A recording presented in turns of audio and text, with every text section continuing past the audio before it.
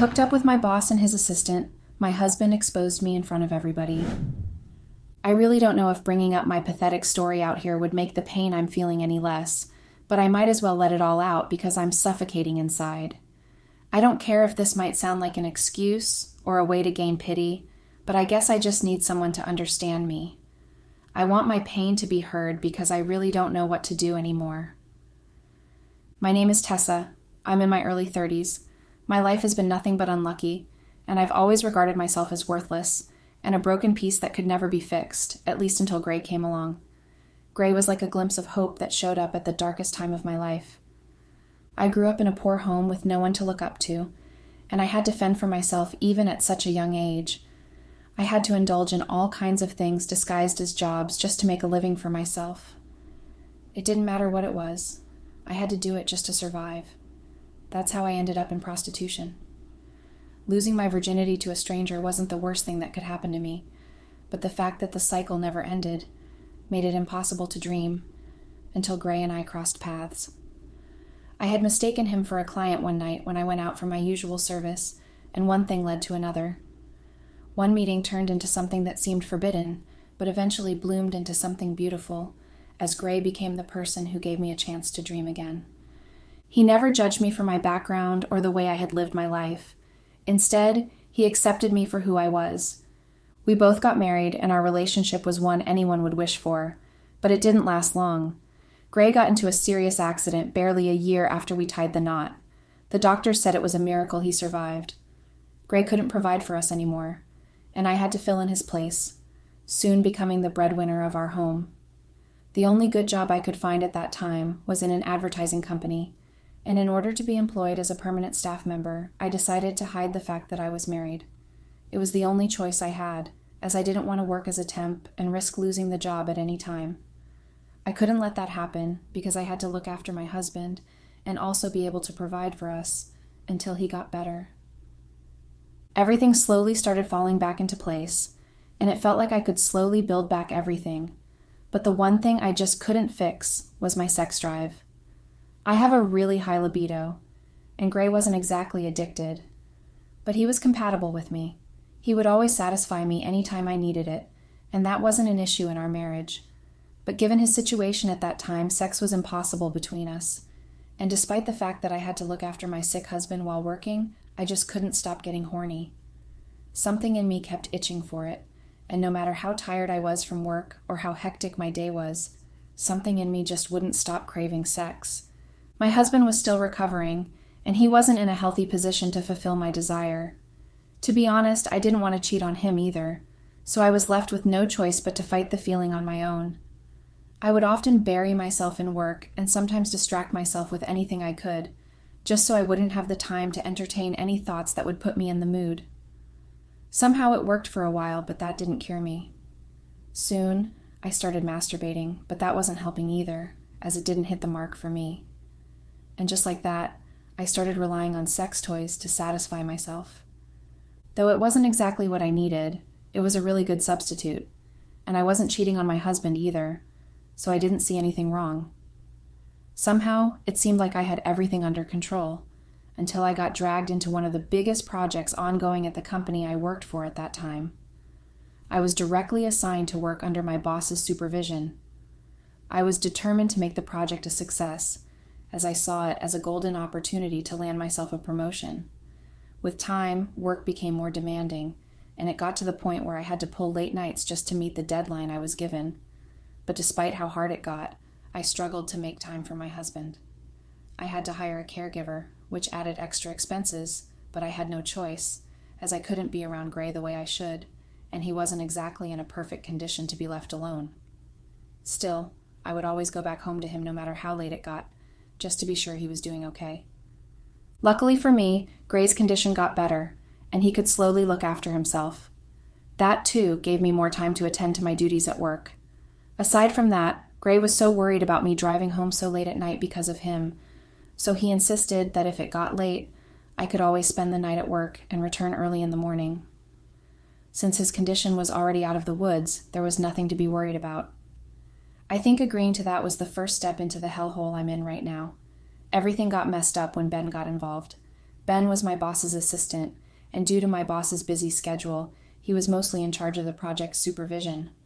After work hours, he would always stay at the company for a few more hours to assist us with the project, and that was all it was supposed to be.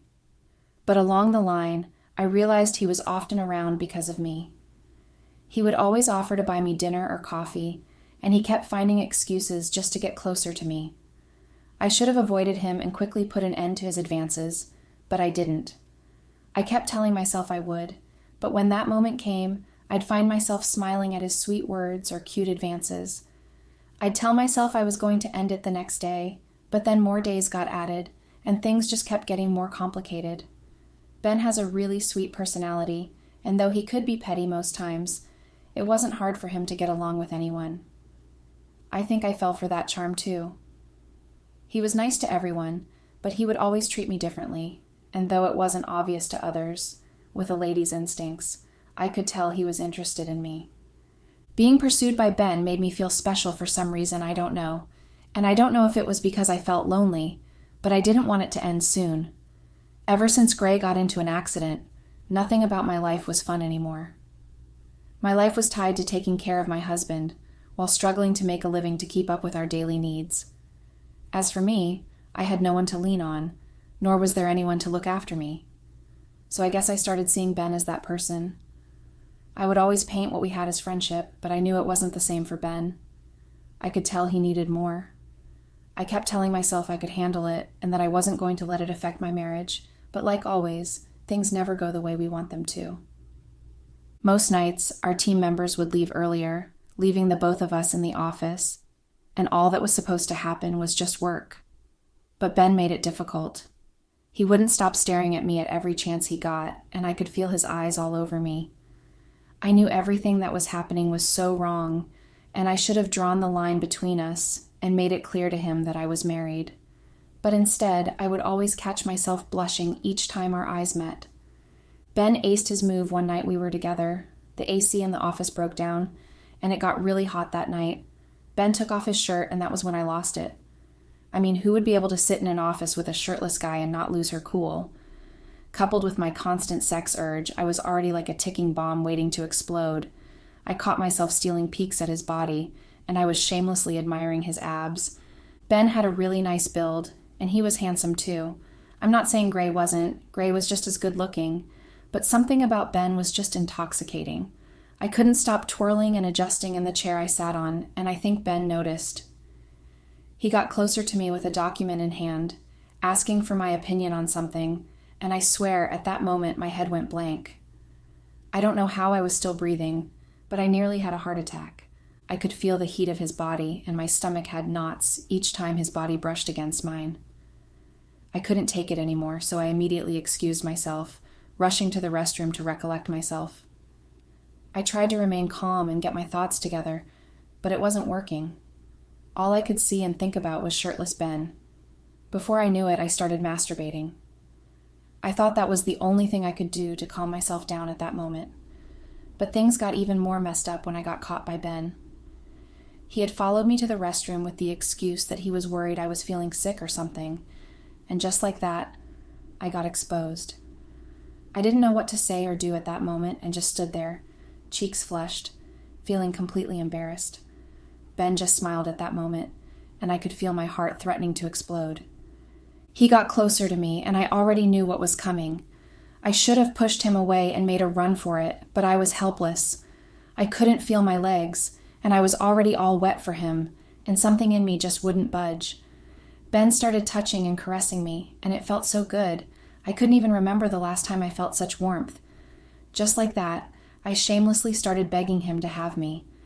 I'm so ashamed of myself saying this, but I really don't know what came over me. I wanted to stop.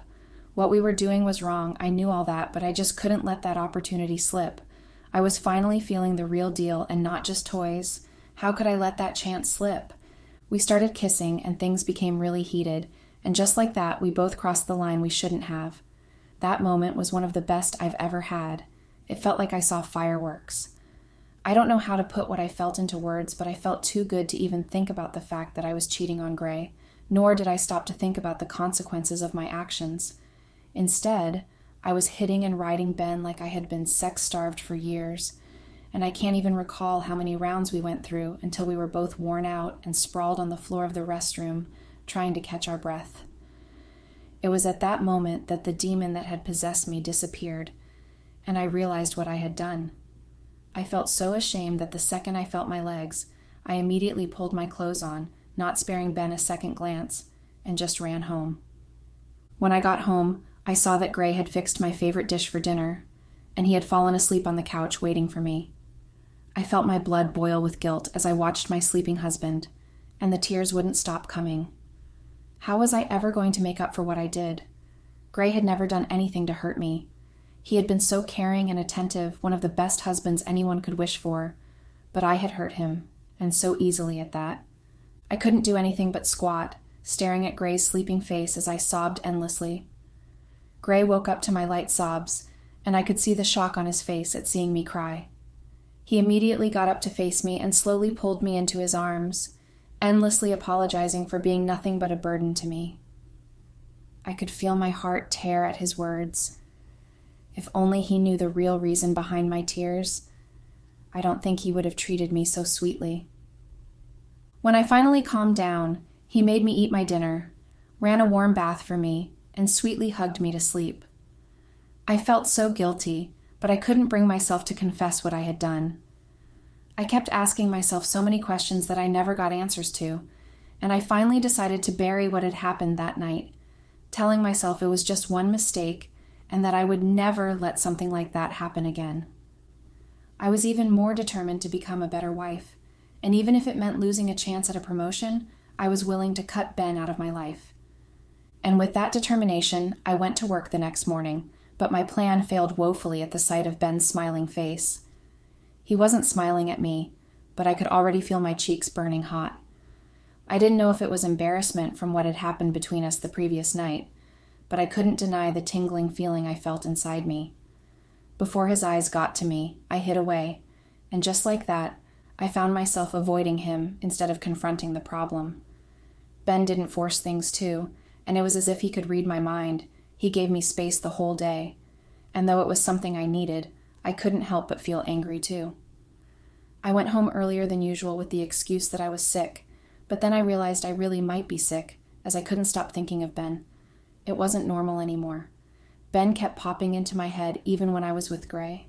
Gray would be talking to me and trying to bring up conversation just to help me relax, as he thought I was just stressed with work, but my mind would wander, and I'd find myself smiling for no reason.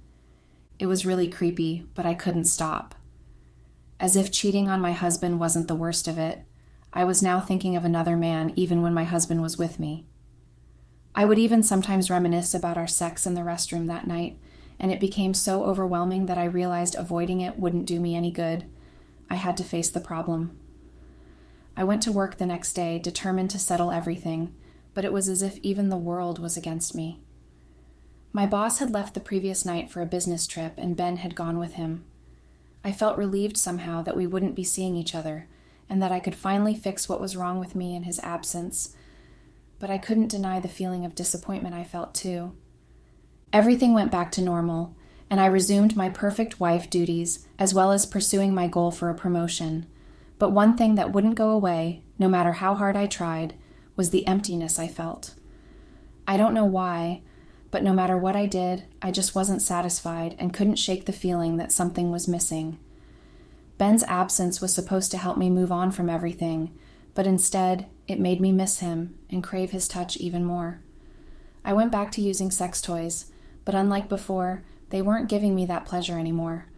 No matter how fast or deep it went, it just wasn't hitting the spot, and that's when I knew I was done for.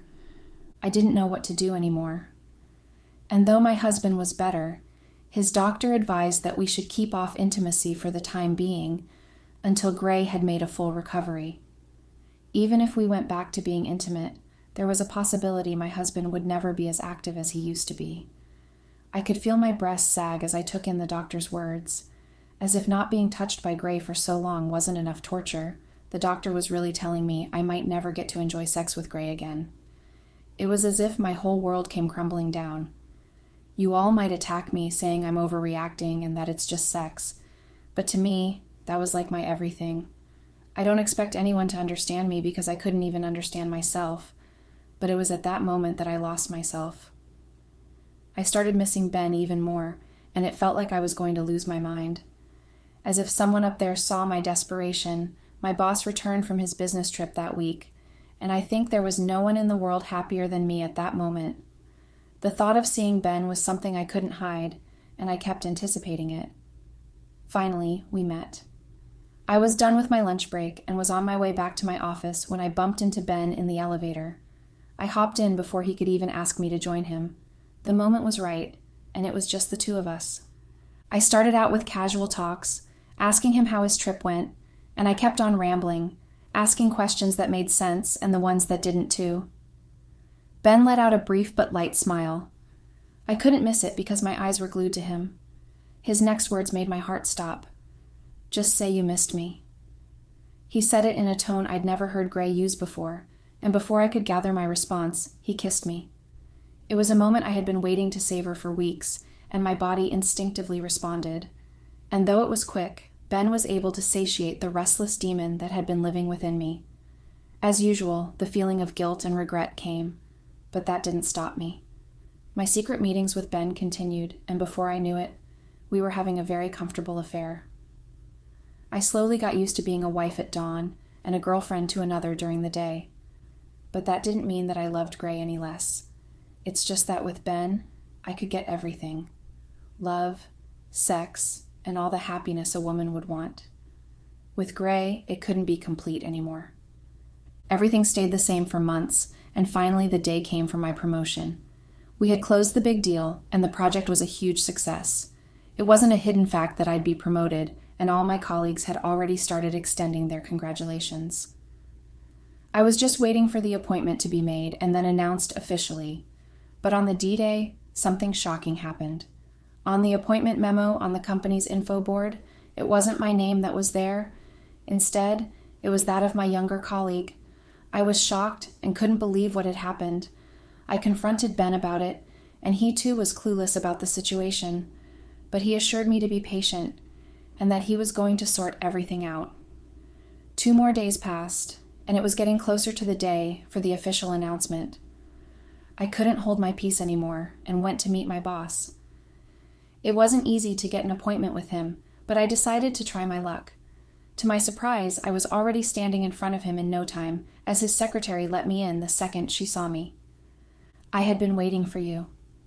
Those were the very first words that came out of his mouth the moment we had our space. I was shocked and confused by what he meant, but after our conversation, I realized he had taken my promotion from me on purpose because he knew about my affair with his assistant, Ben. He claimed that dating among workers was a breach of his company's rules and conduct, and he couldn't give someone like me a promotion. I couldn't let this just end that way for me, so I started begging him. I promised 1,000 times to do anything he needed me to do, even if it meant ending things with Ben, and that promotion meant a lot more to me. Aside from being in a new position, the salary was enough to cover Gray's medical expenses, and more than enough to make us more comfortable. I couldn't just lose it, not when it was already within my reach. My boss didn't speak. He only stared at me, his eyes hovering all over me like he was studying me. I could sense something off about the way things were going, but there was nothing I could do. Gray's life and my future were at stake. When it finally seemed like he had fed his eyes enough, he gave me a rather dry yet mischievous smile, and he told me he was going to give me the position of his personal assistant, but on one condition, that I would be giving him everything I had been giving to Ben, plus extra service. I couldn't believe my ears. He was basically replacing Ben with himself and also demanding that we have a relationship together. As if cheating on Gray with Ben wasn't enough, now I had to add my boss to the list. My vision suddenly became blurry, and I just couldn't think straight anymore. My boss continued, saying I could refuse if I didn't like the offer, and things would remain the way they were, but he was going to fire both Ben and me. Hearing him threaten me with my job left me with no choice.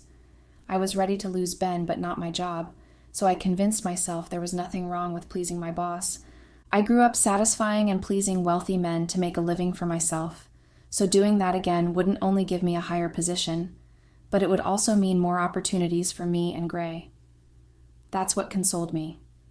I decided to take the chance just until my husband could finally start working again. I promised myself I was going to call everything quits and go back to being a faithful wife once Gray resumed his job and I could finally escape the nightmare. The plan seemed so easy that I forgot no one commits a sin and goes unpunished. I wasn't an exception either. It didn't take long for Ben to get fired, and I got appointed as my boss's new assistant. I had heard a lot about my boss from Ben, so it didn't take much for me to adjust to my new job.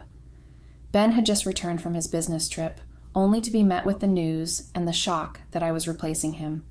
We had a big fight later that night, and he accused me of using him to earn my boss's favor and stealing his spot from him. I wasn't ready to explain anything to him, so I went with the flow and told him I no longer needed him, and that I had the boss on my side, and there was nothing a jobless and powerless person like him could do about it. In some way, I was happy I could finally end things with him, but I never expected that kicking Ben out of my life would turn out to be one of the worst decisions I had ever made. Ben left that night, and that was the last time I heard from him or saw him. I started getting used to my boss as his assistant at work and his sex partner after work. He would call for me even on weekends, and it started affecting the time I spent with my husband, Gray. I would always come up with different excuses each time Gray questioned me about my frequent business trips, telling him that my new position as the boss's assistant was extremely demanding, and that he should bear with me until he finally got better and could work again.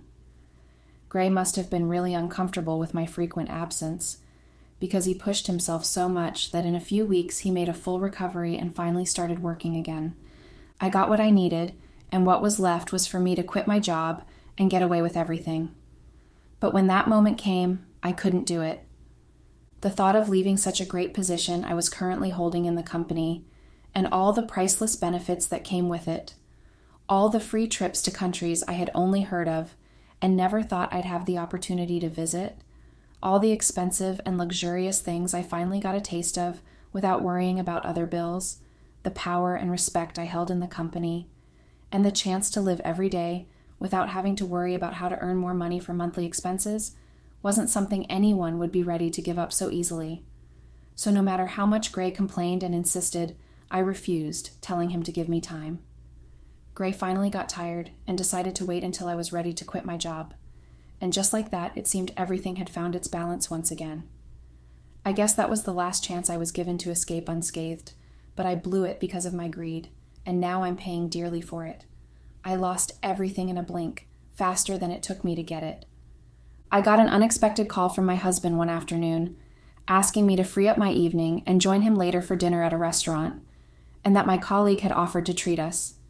Hearing the word colleague, I knew something was wrong, but I just couldn't tell what it was. No one at the company knew I was married, and I had been so careful at work not to let my cover get blown. Each time Gray offered to drive or pick me up from work, I would explode, telling him he didn't have to and that I was already used to doing things on my own. Gray didn't press further and just let things be the way I wanted. He had always been that way since we got married, always giving way and prioritizing my needs and happiness first. He never wanted to see me uncomfortable for any reason, nor did he want to be a reason I would feel stressed. So it was very easy for me to play around for so long. I felt uneasy all day and couldn't wait for the night. I just wanted to get to the so-called dinner to finally understand what was going on. When the evening hours came, I immediately left work earlier than usual for the restaurant my husband had texted me. On getting there, I realized it was one of the restaurants Ben and I hung out at a lot. I held my breath and walked in, my chest thumping loudly in my ears as I braced myself for what was to come. And just as I had predicted, something was indeed wrong, but no matter how prepared I was, the blow still hit hard. The sight of Ben drinking and chatting with my husband cut my life short by about 10 years. I froze and just stood there, breathless. I wanted to run away, but it was too late. My husband called for me, and before I could even think of playing deaf or denying my name, he rushed over to me with a bright smile and made me join them. Sitting at the same table with my husband and the man I cheated with was something I'd never imagined would happen to me. I wished over and over that it was just a nightmare, but no matter how hard I prayed, nothing changed. Instead, it only kept getting worse. Ben just sat there with a wide, smug smile on his face, like he was waiting for something big to happen. I quickly came up with a plan to fake being sick and make Gray take me home since I couldn't risk Ben opening his mouth. Who knows what he might say? But before I could make a run for it, I saw my coworkers coming into the restaurant as if a bell had just been rung, and they were being summoned. I panicked and dropped into confusion because I had no idea what was happening. I tried to hide my face, but it was pointless. They all came to meet my husband. He got up, shook hands with the team leader, and introduced himself as a representative for his friend's company. It turned out that my husband's friend was in need of an advertising company to help launch his upcoming products, and he had picked my company to handle the project. But what I didn't understand was why my husband was the one present at the meeting. My colleagues sat down after exchanging greetings with me, and they looked just as confused as I was about Ben being there. I searched Ben's face for clues, but even his confidence seemed shaken. It felt like no one but my husband could explain what was really going on. For a second, I thought I had dodged a bullet when Gray didn't introduce me to everyone as his wife. It was a relief, but also strange, because that wasn't like him at all. The meeting carried on as planned, and just when things seemed to be settling, my boss arrived. The deal was worth millions, and our company would get the chance to work with their foreign branch. There was no way my boss would miss something that big. After Gray welcomed him, his next words shocked everyone. He didn't even wait for my boss to sit down before asking him how he felt spending time with his wife in disguise as boss and assistant. The entire restaurant fell silent. You could have heard a pin drop. My heart stopped, and I just sat there staring at Gray, completely dazed. It was over for me. Gray had known everything, and he'd just been waiting for the perfect moment to strike back. My boss asked him what he meant, because he was confused too, since no one in the company even knew I was married. But hearing boss and assistant was enough for every eye in that room to turn toward me and look at eyes full of shock and disgust. Gray stood up and officially introduced himself as my husband before going on to expose my infidelity. He admitted that he had known about my affair from the very beginning, even back when I was fooling around with Ben. He said he'd always found it strange that I never wanted him involved with my work life, and though he tried to respect my space, curiosity eventually got the best of him. Since he was still recovering from his accident, he had asked a friend to help him get a glimpse of my office life. But what his friend found shocked him, that his wife was nothing like the woman he thought he knew. At first, he didn't believe it. He even accused his friend of misunderstanding things, until Ben himself sent him pictures and videos of our affair. Then, right there in front of everyone, Gray threw a bunch of those pictures onto the table. I was mortified, and I couldn't look anyone in the eye. My body was trembling so hard I thought I'd collapse, and I almost wet myself from fear. Gray had lost it. He started yelling and calling Ben an idiot. Ben had sent him the pictures with the intention of ruining my marriage to get back at me for making him lose his job. But the idiot was clueless about my affair with my boss and brought him rather incomplete information, which was why he invited him over, to make him understand that he was aware of everything, even before he decided to rat out himself. My boss couldn't take the embarrassment anymore and stood up to leave when my husband's words stopped him. Gray spat with so much disrespect in his tone. He told my boss that he had forgotten something, pointing at me, and then added that he should take his plaything with him because he no longer needed it. The murmuring and twittering voices that followed weren't loud, but it was just enough to deafen me. People around me couldn't hide their repugnance. They all looked at me like I was covered in dung, or I had just killed someone. I still have nightmares about that day, and I can't forget the look in everyone's eyes. They were all judging me. I had always feared getting caught, but I had never dreamt it would be this way, and Gray would have it in him to hang me out for everyone to feast on. He walked away from everyone, from me, and I just sat there, unable to lift my head until the restaurant was empty, and they were ready to close business for the day.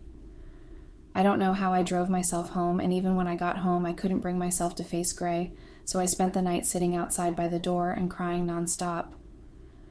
Gray left early the next morning, and despite the fact that he saw me sitting outside, he treated me no less than a housefly. He pretended not to notice me and just left in his car. I knew it was over for me, and there's nothing I could do anymore. I had lost everything, and there was nothing left for me. I went inside, took a shower, and tried to calm myself down. I kept trying to figure out ways to appease Gray, but nothing came to mind. I wouldn't even forgive myself if I was Gray. Later in the evening, I heard Gray's car pull over. I went downstairs to meet him, and the second I spotted him, I dropped to my knees, ready to beg, but he cut me off. He said I would sleep in the guest room downstairs because he didn't want to breathe the air in the same space with someone like me, because he just might die in his sleep. His words stuck a million needles to my chest. He walked past me, not caring how much I wailed and cried. My marriage was over. Gray hated me, and although he didn't say it out loud, his actions and the look in his eyes said everything. And I felt that hate every second of my life. I couldn't bear it anymore. I left the house that night and slept over at a friend's place. Gray hasn't called or looked for me since that night. I don't know how else to face everything, nor do I know how to start apologizing and making up for everything I did. I tore down my own marriage, and I have nothing left. Update. It's been months since I got labeled as a cheat and a whore, and I can't even walk around freely anymore as I'm afraid someone might recognize me or people might just start talking trash about me. I often lock myself in my room crying and wishing for a miracle to happen. I had rented a small room for myself, as even the friend I was staying with got uncomfortable. Gray had sent my belongings back to my family, and my dad had sent them over to my new place. It didn't hurt that even my own family rejected me, as they had barely been a part of me, but the pains from being casted away by Gray is something I cannot recover from. I cannot sleep anymore, and even when I manage to do, I keep seeing the faces of everyone judging me. I had to go for therapy as I thought I might die if I continued that way. Gray had vanished after turning everyone upside down. I got fired from my job, but it didn't take a month for the company to go bankrupt, as everyone kept pulling out due to the rumors and the bad reputation it got from our scandal.